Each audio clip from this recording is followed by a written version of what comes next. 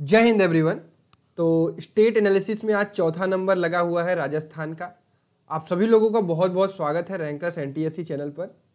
आज इस वीडियो में हम राजस्थान के एनटीएससी के पेपर का एनालिसिस करेंगे कि पिछले 2-3 सालों में क्या ट्रेंड रहा है, रीजनिंग में वो कैसे क्वेश्चन पूछते हैं, साइंस में वो कैसे क्वेश्चन पूछते हैं, सोशल में वो कहाँ से क्वेश्चन पूछते हैं, तैयारी आपको कैसे करनी चाहिए, कट ऑफ क्या जाता है, ये सारी चीज़ें आपको इस वीडियो में देखने को मिलेंगी।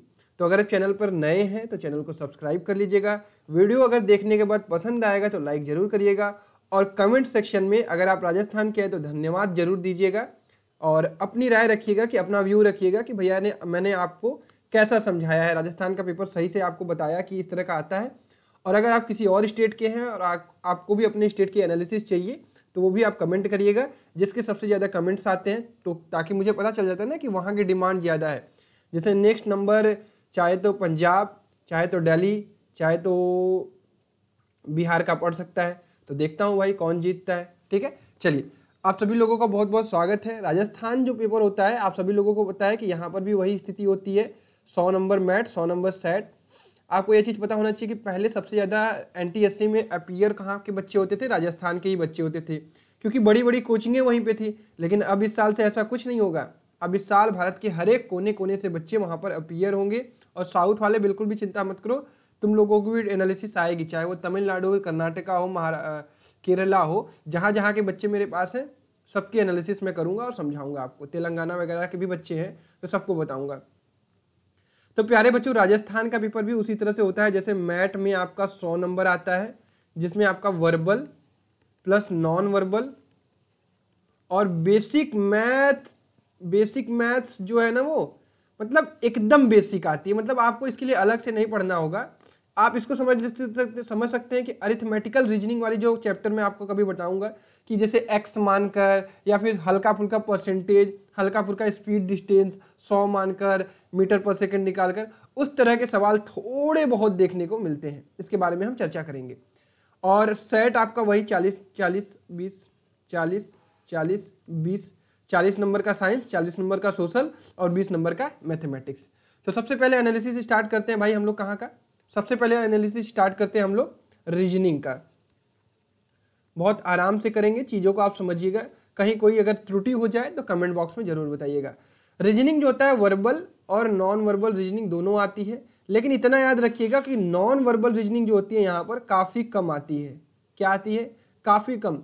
पिछले 2 सालों में मैंने देखा है 2019-20 और 2020-21 में नॉन वर्बल रीजनिंग के केवल 5 से 7 सवाल पूछे गए हैं। बाकी 93 से 95 सवाल किसके पूछे गए हैं? वर्बल रीजनिंग के लिए। तो यहाँ पे आप लोगों को एक चीज़ समझना होगा कि राजस्थान वाले बच्चों के लिए verbal reasoning is most important. ठीक है, प्रायोरिटी में आपकी क्या होनी चाहिए? Verbal reasoning. और अभी मैं आपको कुछ चैप्टर्स भी बताऊंगा जो यहाँ पे बहुत ज़्यादा पूछे जाते हैं, उनको आपको बहुत अच्छे से तैयार करना होगा। देखिए, वर्बल रीजनिंग में ये सीरीज से सबसे ज़्यादा क्वेश्चन पूछते हैं, ये आप लोग याद रखिएगा। मैं सबसे पहले आपको बता दूंगा कि सबसे ज़्यादा क्वेश्चन कहाँ से पूछे जाते हैं। सीरीज से ये लगभग 16 सवाल पूछते हैं। 16 सवाल बहुत बड़ी चीज़ है। सीरीज में नंबर सीरीज, वर्ड सीरीज, इस तरह के जो सीरीज होते हैं जम के सवाल पूछते हैं। 16 सवाल मैंने पिछले साल भी देखा था, उसके पिछले साल भी 16 सवाल पूछे गए थे। इसके अलावा वेन डायग्राम से ये कम से कम 8 सवाल पूछते हैं। इसके अलावा बड़े चैप्टर में आपको बता दूं, कोडिंग डिकोडिंग से भी आपके 5 से 6 क्वेश्चन होते हैं। इसके अलावा क्यूब से ये सवाल पूछ लेते हैं, लगभग 5-6 क्वेश्चन क्यूब से पूछ लेते हैं। जैसा मैंने एक क्यूब चैप्टर पढ़ाया है आपको नॉन वर्बल रीजनिंग में, तो इसको भी अगर आप नॉन वर्बल में जोड़ते हैं तब यहाँ पे 5 क्वेश्चन और बढ़ जाते हैं, मतलब 10 क्वेश्चन आप मान सकते हैं अगर क्यूब को भी नॉन वर्बल में जोड़ते हैं। वैसे क्यूब जो है वो नॉन वर्बल का ही है। क्यूब और डाइस को भी जोड़ लीजिए, डाइस के भी 2 क्वेश्चन होते हैं, तो इसमें 2 क्वेश्चन और बढ़ा लीजिए नॉन वर्बल के, मतलब 5-5, 10-2, 12 क्वेश्चन हो गए नॉन वर्बल के और लगभग 88 क्वेश्चन हो गए वर्बल रीजनिंग के। इसके अलावा ये सबसे ज़्यादा क्लासिफिकेशन से भी कम से कम 5-6 क्वेश्चन पूछते हैं, मतलब वो ऑड वन आउट वाला। आज उसकी क्लास चलने वाली है तो प्यारे बच्चों क्लास अटेंड जरूर करिएगा। क्लासिफिकेशन के कम से कम 6 सवाल पूछते हैं। इसके अलावा ये अरिथमेटिक रीजनिंग, जैसा कि मैंने आपसे कहा ना कि जो बेसिक मैथ होता है, अरिथमेटिक रीजनिंग से कम ये आप समझ लीजिए 9-10 क्वेश्चन पूछते हैं। बेसिक मैथ मतलब मैं कह सकता हूँ ना बहुत ज़्यादा बेसिक मैथ नहीं। अगर आप नॉर्मल इंसान हैं, अगर आप पढ़ाई कर रहे हैं तो वो सवाल आप बिना पढ़े कर सकते हैं, इतना याद रखिएगा। और ये 9-10 सवाल में से ज़्यादातर सवाल नंबर सिस्टम से भी आते हैं, ठीक है। आप हमारी मैथमेटिक्स की क्लास की होगी आपने, तो पहला चैप्टर मैंने नंबर सिस्टम पढ़ाया है। उस चैप्टर को राजस्थान वाले बच्चे बहुत ध्यान से पढ़ेंगे, क्योंकि 9-10 क्वेश्चन जो है वो आपका इसी में पूछ लिया जाता है। रीजनिंग में आपका नंबर सिस्टम से पूछ लिया जाता है, एलसीएम वगैरह पे क्वेश्चन, यूनिट डिजिट पे क्वेश्चन, और तुम्हारा मल्टीप्लीकेशन पे क्वेश्चन, इस तरह के क्वेश्चन जो है वो रीजनिंग में पूछे जाते हैं। इसके अलावा मिसिंग कैरेक्टर के भी आपके 3-4 क्वेश्चन दिखाई देंगे आपको। कैलेंडर और क्लॉक के भी क्वेश्चन आपको कम से कम 2-3 मिल जाएंगे, ठीक है। 1-2 क्वेश्चन कैलेंडर के मिल जाएंगे, 2-3 क्वेश्चन क्लॉक के मिल जाएंगे। इसके अलावा कोडिंग डिकोडिंग आपको बता दिया, वेन डायग्राम बता दिया। स्टेटमेंट एंड कंक्लूजन ये पूछते हैं भाई, स्टेटमेंट एंड कंक्लूजन ये पूछते हैं, कम से कम 3 क्वेश्चन, ठीक है। और रैंकिंग ऑर्डर पे तो हर जगह क्वेश्चन आता है, तो रैंकिंग ऑर्डर के भी 3 क्वेश्चन आपको मिल जाएंगे। अभी एक इंपॉर्टेंट टॉपिक में अभी बताता हूँ, थोड़ा इंतजार करिए। एनालॉगी से भी अच्छा सवाल आता है, एनालॉगी से भी कम से कम 8 सवाल आता है, बढ़िया सवाल आता है, ठीक है, जम के सवाल आते हैं। ब्लड रिलेशन से भी आपके 4 सवाल आते हैं, 4-5 सवाल। और कॉम्प्लेक्स सीक्वेंसेस, इससे भी क्वेश्चन दिखाई दिए। हालांकि मैंने सारे चैप्टर पढ़ाए हैं आपको, कॉम्प्लेक्स सीक्वेंसेस से 3-4 क्वेश्चन आपको दिखाई देंगे। सिटिंग अरेंजमेंट से भी अच्छे सवाल आते हैं, मतलब लेवल के सवाल आते हैं, 4-5 सवाल सिटिंग अरेंजमेंट के आपको दिखाई देंगे। और आपको दिखाई देंगे एक इंपॉर्टेंट टॉपिक है यहाँ पर, डाटा इंटरप्रिटेशन। डाटा इंटरप्रिटेशन इसका नाम होगा या नहीं होगा मैं बता देता हूँ। सवाल ऐसा पूछा जाता है, जैसे आपको एक ग्राफ दे दिया जाएगा, ठीक है, एक ग्राफ दे दिया जाएगा, चाहे इस प्रकार का चाहे इस प्रकार का कोई ग्राफ दे दिया जाएगा। इस ग्राफ पे बेस्ड आपको 5-6 सवाल पूछे जाते हैं, जो कि इंपॉर्टेंट होते हैं, जो कि आपके लिए नेसेसरी होते हैं करने, क्योंकि ये इजी होते हैं। इसी ग्राफ के बेस्ड पर आप क्वेश्चन कर सकते हैं, वो 5-6 सवाल आपके हाथ में होते हैं, तो इस पर भी बेस्ड क्वेश्चन पूछे जाते हैं, ठीक है। डायरेक्शन सेंस पर भी 3-4 क्वेश्चन पूछे जाते हैं, डायरेक्शन सेंस पर भी 3-4 क्वेश्चन पूछे जाते हैं। बाकी तो मैंने आपको सारे बता दिए हैं। और इसमें जो है नॉन वर्बल में, आप नॉन वर्बल में याद रखिएगा कि मिरर इमेज पर भी 3-4 क्वेश्चन पूछे जाते हैं, फिगर कंप्लीशन पर 2-3 क्वेश्चन पूछे जाते हैं, बाकी डाइस और क्यूब पे तो क्वेश्चन पूछे जाते हैं। तो ओवरऑल मैं आपको बता दूं कि पेपर का लेवल कैसा रहता है।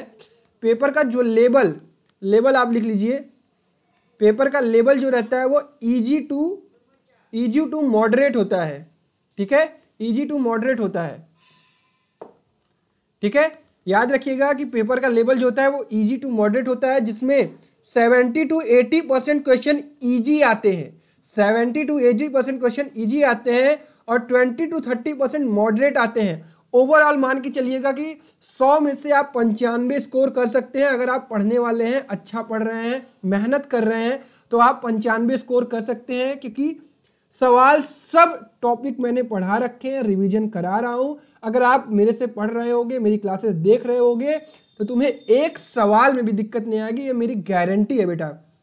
मैंने जिस तरीके से आपको पढ़ाया है, एक एक चैप्टर पढ़ाया है, एक एक चैप्टर में सोचना सिखाया है, इस हिसाब से देखा जाए तो आपको कहीं दिक्कत नहीं आएगी। तो राजस्थान का जो रीजनिंग होता है, दैट इज एकदम आपके लिए बनाया गया है। आप अगर मेहनती लड़के हैं तो आप अच्छा कर सकते हैं, ठीक है। अब जितने भी बच्चे यहाँ पर तैयारी कर रहे हैं राजस्थान की, उन सभी बच्चों को मैं बता दूंगा कि आप आरंभ टेस्ट सीरीज जितना जल्दी हो सके उतना जल्दी ज्वाइन कर लीजिए भाई, क्योंकि ये टेस्ट सीरीज मैं आप ही लोगों के लिए किया हूँ ना। मैं आपको पूरा पढ़ा रहा हूँ, तो मैंने आपको टेस्ट भी प्रोवाइड किया है। अभी आप लोगों को मॉक टेस्ट का मतलब नहीं समझ में आता है ना। मॉक टेस्ट का मतलब उस बच्चे से पढ़िएगा, उस बच्चे से पूछिएगा जो बच्चा मॉक टेस्ट दे रहा होगा, या फिर अभी भी आपको नहीं समझ में आता है तो आप अपने सीनियर से पूछिएगा जो जेई या नीट की तैयारी करते हैं, उनसे पूछिएगा what is the importance of mock test, what is importance of mock test. उनसे पूछिएगा, वो बताएंगे आपको कि जब तक तुम पेपर नहीं दोगे तब तक तुम अपनी कमियों को नहीं पता करोगे, तब तक तुम्हें पता ही नहीं चलेगा कि तुम्हें क्या आता है क्या नहीं आता है, क्या अच्छे से आता है क्या अच्छे से नहीं आता है। तो मेक श्योर अगर आप नहीं जुड़े हो, जितना स्ट्रक्चर्ड फॉर्म में मैं टेस्ट करा रहा हूं कहीं पे भी आपको नहीं अवेलेबल मिलेगा, तो मेक श्योर आप टेस्ट सीरीज जितना जल्दी हो सके उतना जल्दी परचेज करिए। इसमें 7 पार्ट टेस्ट, 7 फुल टेस्ट, इसके अलावा वीकली जो है वो मैथ का भी टेस्ट आपको मिल रहा है, वीकली मैथ का टेस्ट मिल रहा है। सैटरडे कल जो है वो टेस्ट होगा आपका, ठीक है। सेट प्लस मैट दोनों का टेस्ट मैं करा रहा हूँ। रैंकस लाइव ऐप से आप हमारा ऐप डाउनलोड करके ले सकते हैं, plus personal mentorship through zoom meeting भी आपको मिल रही है। तो यार इतनी सारी चीज़ें मैं प्रोवाइड कर रहा हूँ, और अगले महीने मैं इसका प्राइस बढ़ा दूंगा, क्योंकि मैं बहुत सारी चीज़ें इसमें मैंने इंक्लूड कर दी हैं, टेस्ट बढ़ा दिए हैं। तो ये प्राइस 399 हो जाएगा, उससे पहले आप इसको परचेज कर सको, ठीक है। चलिए, अगर आप चाहते हैं परचेज करना तो रैंकस लाइव ऐप डाउनलोड करिए। ऐप डाउनलोड करेंगे, यहाँ से ऐप आ जाएगा। इसके बाद यहाँ से जाकर NTSC कैटेगरी चूज करिए। NTSC कैटेगरी चूज करने के बाद NTSC आरंभ टेस्ट सीरीज इसको जाकर परचेज करिए, और जिसमें आपको 299 रुपये का ये बाय नाउ का ऑप्शन मिलेगा। यहाँ से जाकर आप परचेज कर सकते हैं। बहुत ही आसान है, ये टेस्ट के शेड्यूल है, इस तरह से हम लोग कंडक्ट करा रहे हैं। 4 टेस्ट हो चुके हैं, चारों टेस्ट अवेलेबल रहेंगे जब भी आप इसको परचेज करेंगे। नेक्स्ट टेस्ट 29 अगस्त को होने वाला है। टेस्ट सीरीज प्लस मेंटरशिप आपको दोनों की दोनों मिल रही है, बहुत ही हेल्पफुल होने वाली है। 2 से 3 zoom meeting, 2 test, private WhatsApp group, free regular class, premium quality, DPP, doubt group, NTSC plus board की mentorship only 299 till NTSC stage 1, ठीक है। तो जिसको भी खरीदना है वो जाकर खरीद सकता है। अब आगे बढ़ते हैं भाई सेट सेक्शन पे। सेट सेक्शन में आपका आता है सबसे पहले, सेट सेक्शन में सबसे पहले क्या आता है आपका, साइंस की बात कर लेते हैं, ठीक है। साइंस में आपका एक सेक्शन आता है फिजिक्स, एक सेक्शन आता है केमिस्ट्री, और एक सेक्शन आता है बायोलॉजी। देखिए, मैंने कुछ राज्यों के लिए बताया था कि फिजिक्स जो है 10th का ज़्यादा पूछा जाता है, बट मैंने राजस्थान का जो एनालिसिस किया वहाँ पे 9 प्लस 10th को इक्वल प्रायोरिटी दी जाती है। 7 क्वेश्चन इसके हैं तो 7 क्वेश्चन इसके भी हैं, और हर चैप्टर से, जैसे इंपॉर्टेंट चैप्टर मोशन हो गया, वर्क एनर्जी पावर हो गया, साउंड से भी ये क्वेश्चन पूछ लेते हैं, आपका हीट से भी क्वेश्चन पूछ लेते हैं, और आपको कुणाल सर ने जो जो पढ़ाया होगा, मतलब सारे के सारे चैप्टर इंपॉर्टेंट है। हाँ, सवाल का लेवल बहुत टफ नहीं होता, इतना याद रखिएगा। फिजिक्स के सवाल जो होते हैं वो NCERT बेस्ड ही होते हैं, ठीक है, याद रखिएगा। बहुत टफ नहीं पूछा जाता है फिजिक्स का यहाँ पर। हालांकि पिछले बार मैंने किसका एनालिसिस किया था, महाराष्ट्र का फिजिक्स थोड़ा सा टफ होता था, बट राजस्थान का फिजिक्स इज नॉट टफ। यहाँ पे इजी क्वेश्चन आते हैं। 7 क्वेश्चन जो आपको 9th से मिलेंगे वो भी आपको डायरेक्ट फॉर्मूला बेस्ड या फिर डायरेक्ट थ्योरी मिल जाएगी, ठीक है। और 7 क्वेश्चन आपके कहाँ से आते हैं, 7 क्वेश्चन आपके 10th से आते हैं। इंपॉर्टेंट इसमें क्या रहेगा, लाइट, इलेक्ट्रिसिटी और मैग्नेटिज्म, ये 3 चैप्टर आपके मोस्ट इंपॉर्टेंट हो गए। ये सारी चीजें आपको पूछी जाती है, याद रखिएगा। ईजी इसको मैं रख रहा हूँ, ईजी की कैटेगरी में रख रहा हूँ। किसमें, ईजी की। क्यों भाई, क्योंकि ये NCERT लेवल का पूछा जा रहा है। हल्का फुल्का ग्राफ, हल्के फुल्के क्वेश्चन, हल्की फुल्की थ्योरी, ठीक है। चलिए आते हैं केमिस्ट्री पे। केमिस्ट्री भी ये इक्वल प्रायोरिटी देते हैं 9th और 10th को। देखिए याद रखिएगा, राजस्थान 9th और 10th को इक्वल प्रायोरिटी देता है, 9th और 10th। यहाँ पे भी 9th और 10th के अच्छे सवाल आते हैं, इजी आते हैं, सिर्फ NCERT बेस्ड आते हैं, डायरेक्ट एकदम एक लाइनर, मतलब आप 5-5 सेकंड में क्वेश्चन कर सकते हैं, इतने इजी आते हैं, ठीक है। अगर आपने पढ़ी होगी NCERT अच्छे से तो आपको कोई नहीं रोक सकता है। ऑर्गेनिक केमिस्ट्री जो कि आपका कार्बन वाला चैप्टर है, उससे भी आते हैं क्वेश्चन बढ़िया बढ़िया। जब सर कार्बन पढ़ाएंगे तो वहाँ पे पढ़ेंगे तो आपको चीज़ें अच्छे से समझ में आएंगी। इसके बाद बायोलॉजी एकदम NCERT बेस्ड आता है 9th और 10th से। 9th और 10th से हूबहू 9th और 10th की किताबों से क्वेश्चन पूछे जाते हैं, और आप इनकी प्रैक्टिस के लिए या तो टाटा मैकग्रा हिल लगा सकते हैं, या फिर आप दिशा पब्लिकेशन की कंप्लीट गाइड खरीद लीजिए। उसमें आपको क्वेश्चन भी मिल जाएंगे, सॉल्यूशन भी मिल जाएगा, तो इसलिए वो किताब आपके लिए ज़्यादा हेल्पफुल होगी, ठीक है। रीजनिंग के लिए वर्बल नॉन वर्बल की रीजनिंग किताब सबसे ज़्यादा हेल्पफुल होती है, ठीक है प्यारे बच्चों। चलिए, तो ओवरऑल मैं बात करूं तो ओवरऑल इसका मैं कह सकता हूं कि ईजी टू मीडियम ही होता है। ये आपका ईजी टू मीडियम होता है। 80% क्वेश्चन ईजी होते हैं, 20% मीडियम होता है। ये हार्ड की कैटेगरी में नहीं जा रहा है, मैं पहले ही बता दे रहा हूं। चलिए, नेक्स्ट होता है सबसे इंपॉर्टेंट सोशल साइंस। काफ़ी ज़्यादा बच्चों को दिक्कत आती है, मैं सबसे पहले बता दूंगा। सोशल साइंस के आपके 4 पार्ट हैं, हिस्ट्री, जियोग्राफी, उसके बाद political science that is civics, और लास्ट में इकोनॉमिक्स। में हमेशा लास्ट में इकोनॉमिक्स को इसलिए रख रहा हूं क्योंकि हर राज्य जो है वो इकोनॉमिक्स को लेस प्रायोरिटी में रख रहा है।